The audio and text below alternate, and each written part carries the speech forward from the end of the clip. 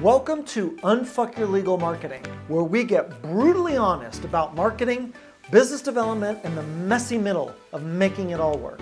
I'm Gary Johnson, marketing coach, strategist, and professional BS detector for attorneys and professional advisors who are tired of doing what everyone else does.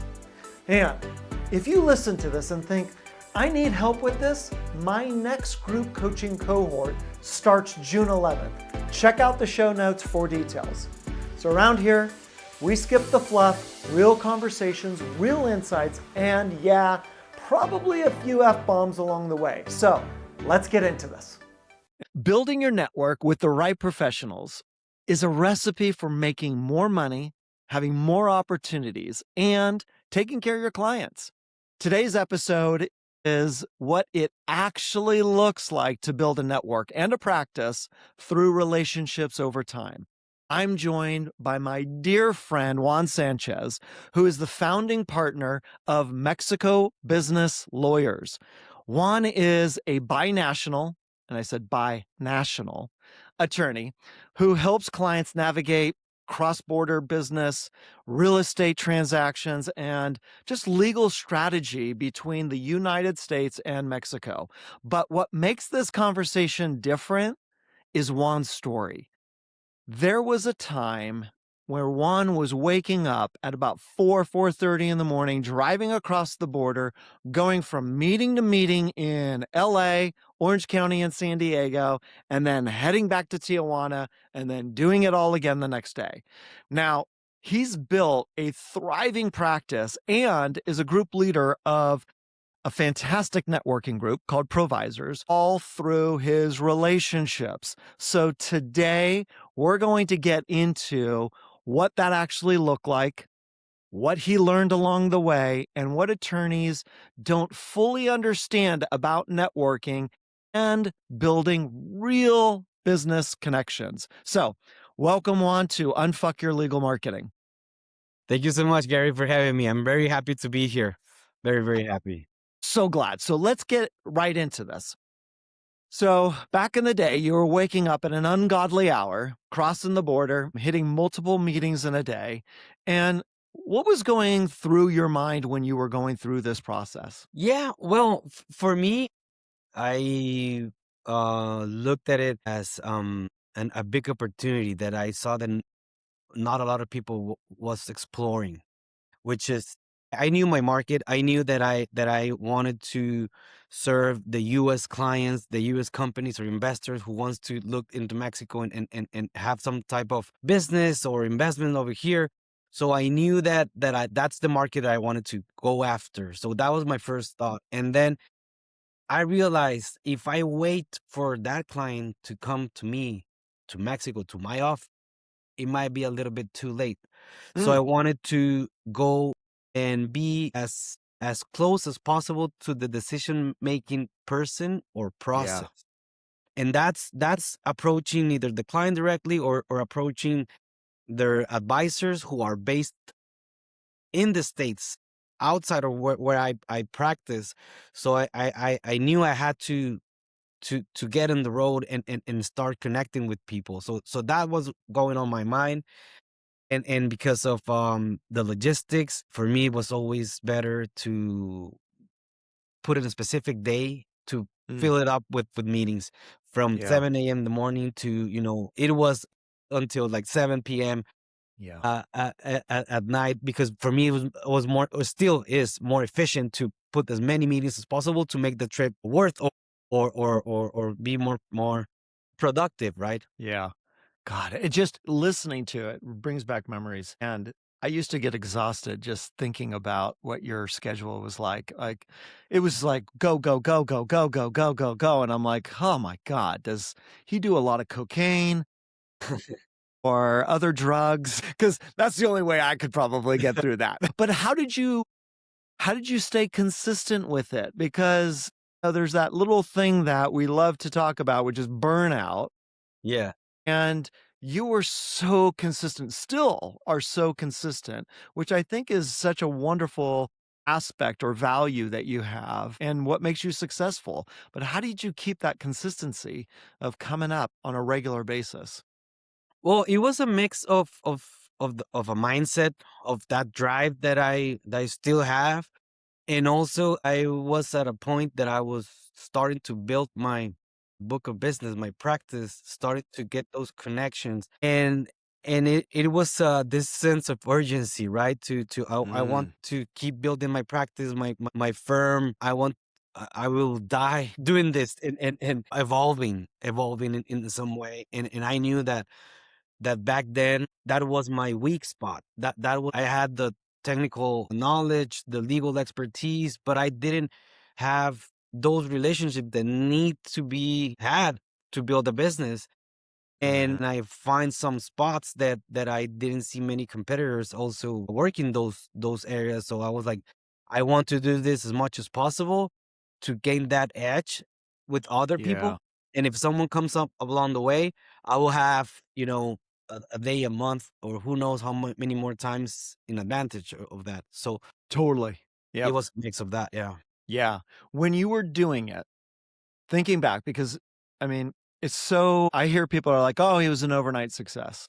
Oh my gosh, yeah, he got lucky. And I know there's a lot of people who see you and they go, "Oh my god, Juan is so successful." Yet, when you were first doing it, you're like, "Okay," like you were saying, there was an urgency, you were driven, you were strategic, you were going after it, but you didn't always do it the right way, right? What were some mistakes that you learned from early on that it was like, if you're an attorney and you're trying to really build relationships, these are some of the things I would recommend not doing, that they were mistakes for you or they prevented you from building deeper ones or taking care of your time? I think that at the beginning, I just kind of was driving in automatic, just going and Mm, seeing what happens. And you and me, we talked about this many years ago, and you guide me in a way saying like you need to be conscious on who you connect and who's the right person and how to prepare before a meeting and how to invest that time of thinking who's gonna be there, who I want to connect, who I know I'm gonna see again, and I just want to reconnect or keep building those relationships and following up. I think at the beginning I didn't do that, yeah. and a little bit of time spent on that, it saves so much more time in the future of being Mhm. prepared or getting that return on your time. Yeah. So I think that was the first mistake because I just kind of went on the meetings and just being there. It can be done much better, and then following up and keep building those relationships and being cautious of, not cautious, but more conscious of what I'm gonna do today, what I'm gonna bring out of these meetings from today, and then also plan after the meeting what to do. I love that. So, at what point did you shift that mindset to go from bunch of activities, keep going to actually building real relationships? I think that the our most valuable resource that we have is our time. And when Mm, I started seeing that that meeting was not the best use of my time, that meeting yeah, was that person might be a great individual to connect, but not for me. And then figuring it out that I want to you know, get the most out of my time yeah. and try to be connecting with the right type of people. That's what kind of it's like losing money, right? Like wasting money on something that you don't use. It's like I really need to focus on what's the best use of my time and how to be prepared. So that is, as you mentioned, waking up early in the morning and going through the whole day. It's not about working hard, it's working smart Yeah. during the day, yeah.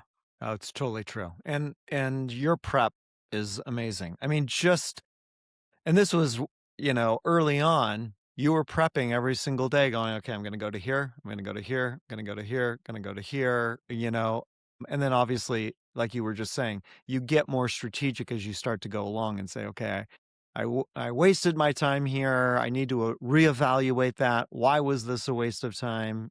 But looking back on that, I think is always a great opportunity for us to do, because we sometimes, like you were saying, you just go into the motions. You get onto that hamster wheel and you just go, go, go, go, go, go. And we don't understand, are we doing this right? Are we doing it smart? Or are we just doing activities just to do activities, so that we can be busy? And I've always loved how strategic you are in regards to all of the relationships. And like you've built your practice on relationships. And I have to say, you are one of the best. If anybody is listening to this that doesn't know you, like, one, I can't believe that.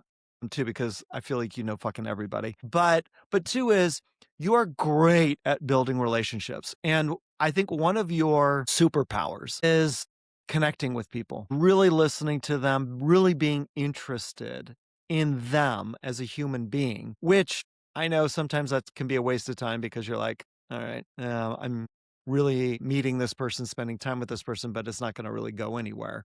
But where did you get that from? Did you grow up that way of always being curious about people? Did you just have to learn that? And you're like, I just kind of have to muddle through. I really hate fucking people. So I just have to like, I'm just going to grind through it. Like, what was that all about? I mean, people talk about you and they all have fantastic things to say about you, not because you're snowflakes, not because that you're plain vanilla, but because you're great at building relationships. Has it always been that way? No, not at all. I mean, I always had my personality and a bit of my charisma helps me, but that Mhm. was on a personal level. And I don't know, I don't consider myself extrovert, but neither introvert. I'm kind of on and off sometimes, but I do build the relationships that I build on a personal level. They're always true or Mm. truthful. And moving to the professional side, it does take time to learn and how to use that and how to keep building on a different mindset, on a professional mindset. And I had to hand it to you. I had a lot of guidance from you back when I was starting, back when I was trying to learn a new world, a new country, a new Yeah. customary things that I didn't know if those work the same in Mexico or in the US or not. But I think that being honest to yourself, being truthful with who you are, and just letting people connect with you, with people that like you. Nobody's being liked by everybody. And if you're Yes. true to yourself and be yourself and authentic, I think that's what I try to stick the most. Be authentic, or who am I? Doesn't Yeah. matter if someone for some reason doesn't like me or doesn't sit well. There's gonna be plenty of people that will connect with and share my way of seeing life or seeing my values, and those Yeah. connections are gonna be the ones are more deep connections and bring one way or another benefits to the business. Yeah. So you're currently a group leader of a downtown San Diego networking group, right? And early on when you were improvisers, was it difficult to stand up and say, I'm a Mexican attorney in front of a bunch of old white dude lawyers that are, 40, 50, 60 people in a room and you're standing up saying this? Was it intimidating? Was it difficult? Because you talk about being authentic and you truly are, but in the early days when you're just getting to know the community, how difficult was that? Or was that not difficult at all?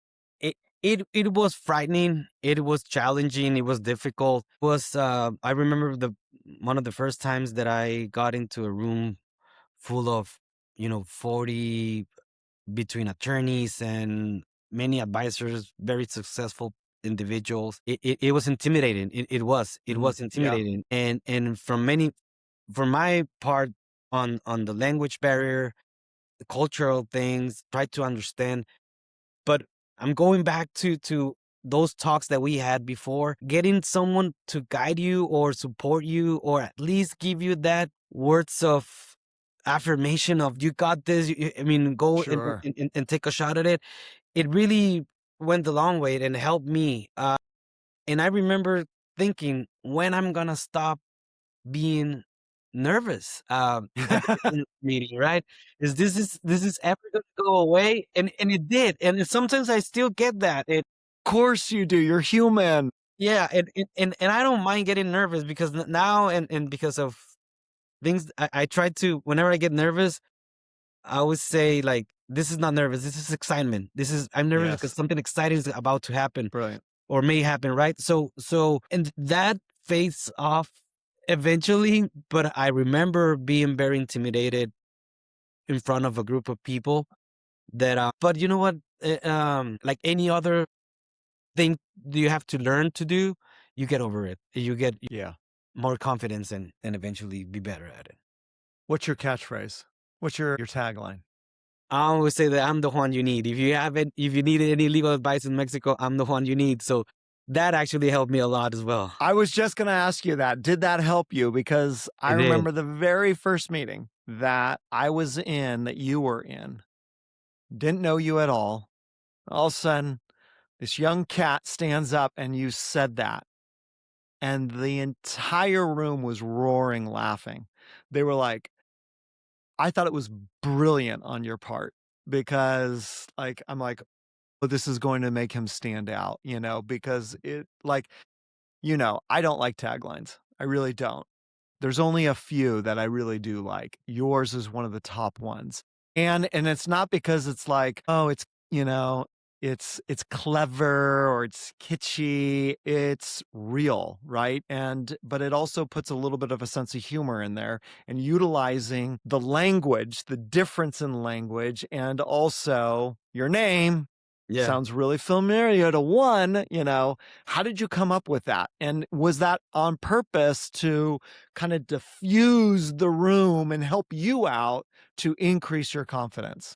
Yeah, this also goes back from the very beginning and approaching and people that have done this for many many years and trying to learn from them. And I remember having a conversation with other attorney and he told me you need to figure out how people think of you when they think of Mexico. Yeah. Think about that. How are you gonna manage to do that? And I didn't know. And I was like, after that conversation, I was like, how am I gonna do that? I mean, I didn't know. And I came up with that tagline, and I was still hesitating. For me as well, it was too corny. I don't know if I can pull that off. I don't know if it's gonna, work or not. Yeah. But we'll see what happens. And in one meeting, I was about to introduce myself, and thankfully enough, another friend of mine gave me a shout out and thanked me for traveling a couple hours to go to that meeting in LA. And he introduced me. And then I was like, wait, now what I want to say? He said everything that I was about to say. And that was my plan B. Let's go with the one you need. Let's see, because I just Yeah. didn't know what else to say. Yeah. And I did. It was catchy. It worked.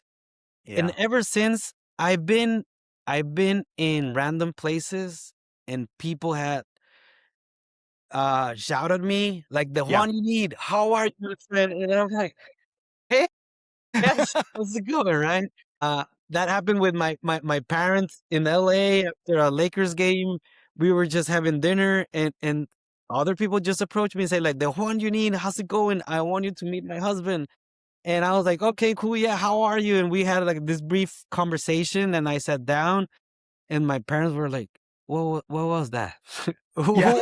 What just happened? So, I explained that and it's thankfully it's been helpful and keeps me in people's minds, makes me memorable in a way that so yeah, I think that's something that it's not as formal as people may see in a Brilliant. professional areas, but for me has worked quite well.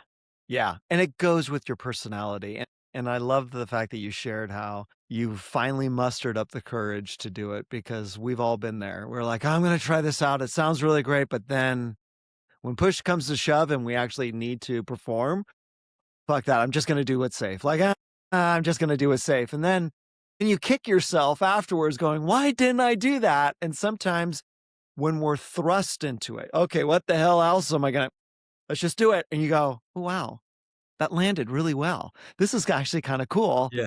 Yeah. And then the fact that you've stayed consistent with it, I think is brilliant, on your part. So kudos to you. Now, when you were networking like crazy, there's definitely a difference between the act of networking and building relationships, actual relationships with people.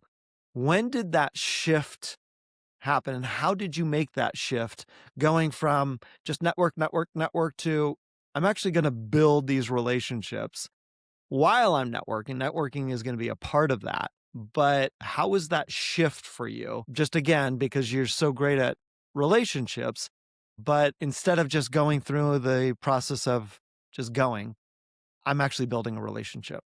Yeah, and I think also this I have to give credit to you, Gary. Once you told me like you need to figure out how you can help others. I mean, if you're gonna get that relationship that help your way, if people's gonna think of your way, Yeah. you need to focus on how to help others, and maybe sending them business. It may be in many ways, and kind of those conversations open up my mind on saying like Mhm. there's many ways that I can help, and I try to pass that advice forward as often as I can to other people. Like you're not getting business, or you're not getting more or deeper connections if you don't give in Mm. any way.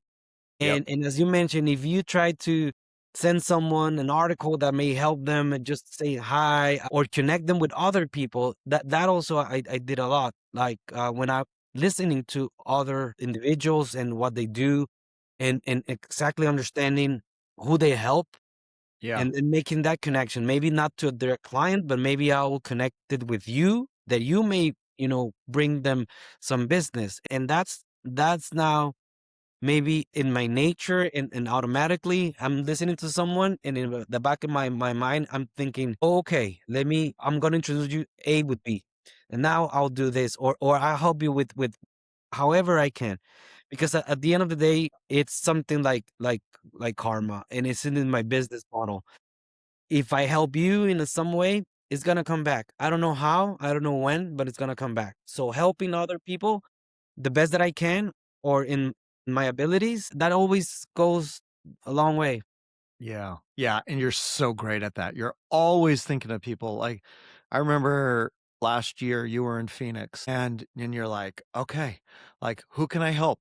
Like, and you were there just to pick up a freaking bike. Like, I'm like, you're coming out all the way to Phoenix just to pick up a bike? You're like, yeah. And at the same time, I'm going to go to a provisor meeting. I want to hook up for coffee, like a bunch of people. Who can I help? And I do think that this is a really important point for our listeners to have, is that you are giving without expecting to receive from that individual, right? And you have this, I want to give, I want to give, I want to give, I want to give, knowing that, as you said, karma comes back and you will get it from somewhere else. That's such an important part that I really want our listeners to understand, because I find there's too many times attorneys are like, I didn't get anything back from them. Like, I referred them a client, I haven't heard anything, they're dead to me now. Or I introduced them to somebody and they haven't done anything, they're dead to me. And it's like, it takes time to build a relationship. But at the same time, if you are truly going to give just out of the goodness of your heart, understanding that it will eventually help you out, because, we are definitely here to make money.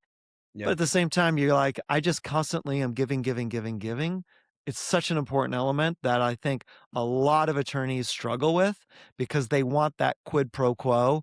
You do for me, I'm going to do for you, kind of thing. And it just doesn't work, unfortunately. So, but the other thing is, in regards to building relationships, and you had brought this up early on, is time. I think a lot of listeners are listening to this and going, okay, wait a second. He got up at 4 o'clock in the freaking morning. He went all the way to 7 o'clock at night. Full day of just networking, networking, networking. That's a lot of time. That's 0 billable hours. Uh, how did you balance that out, of having the billable hour plus, so you're making money, and at the same time you're building relationships that will allow you to get in more billable hours in the future? So how did you balance that complete out? I mean, I think we always have to keep in mind that what goes first, right? Like the egg of the chicken, right? What Yeah. is and we need to have a balance with that. And as any other individual that's starting with their own practice, we all know that at the beginning we are the receptionist, the attorney, the manager, the business development, the person who's gonna be in charge of keeping things clean and in order in the office. And it was just keeping in mind that I was planting seeds along the way and just waiting. And it was tough at the beginning, waiting to to get that to get that return on your time or networking. But we need to set up time to do that in our agenda and block that time and allocate it to that, because at the beginning I always push it, you know, somewhere else, and I say like I have to finish my work, and I then realized that a month passed by and I didn't do anything. Yeah. And having a system of blocking times and allocating that for this specific purpose, it really helped me achieve that. And it's sometimes it's just we need to push it through and until you're there to scale and have a team. I mean, there was a tough times that I have to do it all, and I have to come back and still have to draft a contract and send it early in the morning and keep going forward. Not now, I mean, I have a team and I developed, but at some point I had to manage my time, and that's why I always think that the best use of my time, I was really aware on getting it, because Mm. of I had to network, do a bunch of stuff. It's just a balance, but also keeping in mind that you're fishing, you're fishing, you're Yeah. waiting for the fish to bite, you know. Hmm. So yeah, I mean, it's just keeping that in mind. So, what advice would you give to a listener who has done some of this stuff before, and they're down on themselves? They're a little frustrated. And they're like, oh God, does this actually work? Like, we all come across those moments, right? Where it's like, I'm spending a shitload of time on this. Is this actually working? Maybe I'm not the right person for this. Maybe I shouldn't be a networker. Maybe I'm just a doer, kind of thing. Who am I to be, a founding partner of a firm? Like, I'm just going to be a great attorney, which there's nothing wrong with that. But what advice would you give somebody that you gave to yourself when you had a tough month, a tough quarter, a tough year, where it's like, okay, got to stay in it, got to stay focused, got to stay consistent? How did you overcome that? I think first that we need to, or the three things that I will suggest in here, I will repeat myself. First will be authentic. Yeah. Be authentic. Second, understand your audience and really learn how to communicate what you do and how you can help. Be specific and clear about it. I remember Yeah. also you and me having those conversations of the narrower you can make it, the better. Yeah. And it might seem not natural. Like, no, I can do so many things. I remember you telling me like, no, no, no, no. Focus, be specific, and then people will come for other things. And that really helped. Yeah, this is exactly how can I help in this specific scenario, and people will remember you. Yeah. The third one is half of the battle is showing up. Half of the work is Yes. just showing up. And for me, whenever I was tired and I maybe was not feeling that good on going out and driving it, and but I had meetings where I just came to the meeting and someone looked at me and said like, hey, I know you, I good to see you, because come to my office tomorrow, I have something for you. And I You're was like, like, what the it was hell? about now to show up, you know. I was like, Yeah. perfect, yeah, why not? And I remember like, what if I just not make it to this because I was too tired or something? You never know. That kept me pushing forward. It does take time. It does is something that it's not. I've felt in that situation many times. Like, is this worth? I'm just wasting my Yeah. time.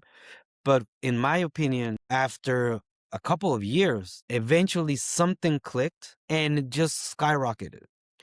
And that's where I was. And then I was like, yeah, I think that this is working. And ever since, like, I know the formula. I know that being disciplined and authentic and explaining as the best as I can, what I do, it's gonna pay out. Now, Yeah. I have no doubt about that. I just had to pay the price. I just had to pay my dues on building that, and Yeah. building networks. It takes time, but Yeah. now I have no question that if it worked for me, if it worked for someone, an outsider, if it worked for someone who went into a different market and different people, but I was sure that, that's where I needed to be, Yeah. it will work for everybody. I mean, I always see that for the people that doesn't work, the people that they don't put the discipline on that, Yeah. maybe. Yeah. No, it's brilliant. I mean, Juan, you have given us a treasure trove of stuff. I mean, from planting seeds, making sure you block that freaking time out. If it's important, block it out, not just for meetings, but also for follow up. I love how you expressed how authentic you were because you're one of the most authentic individuals that I know, and you're true to it. You don't skirt around it. You're like, this is me, exactly who I am. But you also really do understand your audience. Your messaging is extremely clear, and I think that that's a really important part is to have clear messaging, have that target market, have the sense of urgency so that you can stay as consistent as you've been, so that you can gain that edge, you can be strategic, you can have great follow-up, evaluate your time. There's a shitload of so many good nuggets on this. I cannot tell you how much I appreciate this. Like, our listeners are gonna get a ton out of your experience. I mean, and this is really your experience. This is the blood, sweat, and tears that you put into it, and still do, because now your priorities are a little different. Now you're married, you got kids. It's like, I mean, you're a totally different Juan than the Juan that I remember when I was like, oh, he's such a little kid, Never said that. But I mean, even though your life changes, you still are evolving, and I love your resolve on this. And I agree with you. If you can do it, anybody can do it.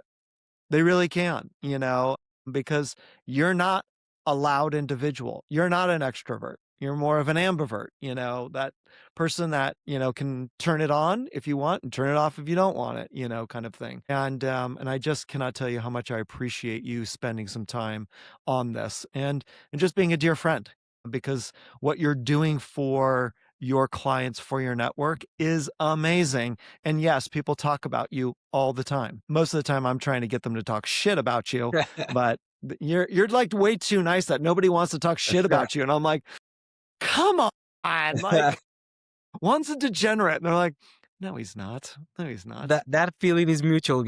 That feeling is mutual. That's bullshit I because try to everybody do the loves to same talk to shit you. about I me. try to do the same thing to you. Yeah, but thank you. And if anybody has any cross-border, reach out to Juan. I'm going to put in all of his contact information into the show notes because if he says it, you're not going to listen to it. It's right there. You can just click on it and reach out to him. Juan is not only a great guy, but he's a brilliant attorney. And especially if you are really trying to do that cross-border thing where you're understanding, is this going to be okay for me down in Mexico or for one of my clients that wants to open up a factory down there or wants to buy a property down there or anything in between? Juan's the guy. Juan is the guy. He's the Juan. So thank you, Juan. I really appreciate you coming on this and just being a dear friend of mine. Thank you, Gary. Thank you so much for the invitation. I was very happy when I got your invitation. I'm very happy to be here. And just to close this out, I mean, always get together with people like Gary, like myself or other that done this in the past. I wouldn't be here if I hadn't had those amazing from you and conversations and learning from others. This is like any other thing that we need to learn to do. Nobody teaches us how to network. Nobody teaches how to sell. We are great at our craft, but law school to me never taught me how Totally. to do this. And Yeah. there's people that they know how to do this. They know how to teach this. And I have to give a lot of credit to you. And I have that guidance, that type of that gift from the universe, from God, from all it. I remember someone telling me like, you need to talk to Gary. I also didn't know who you were, and I was Yeah. like, all right. Who is this Gary character? I don't have nothing to lose, and best things that I ever done. Best things that Yeah. I ever done, hands No. down. No, and I appreciate the kind words, and at the same time, you're the one who did the work, and that's where the rubber meets the road. And so it's taking all of that in, and I appreciate you very, very much. Yeah. All right. If you need anything in Mexico, Juan's the guy. And thanks again, Juan. Talk soon. That's it for today's episode of Unfuck Your Legal Marketing. If you got a spark of inspiration, learned something new, or at least got a good laugh, make sure to follow, rate, and share this with someone who needs to hear it.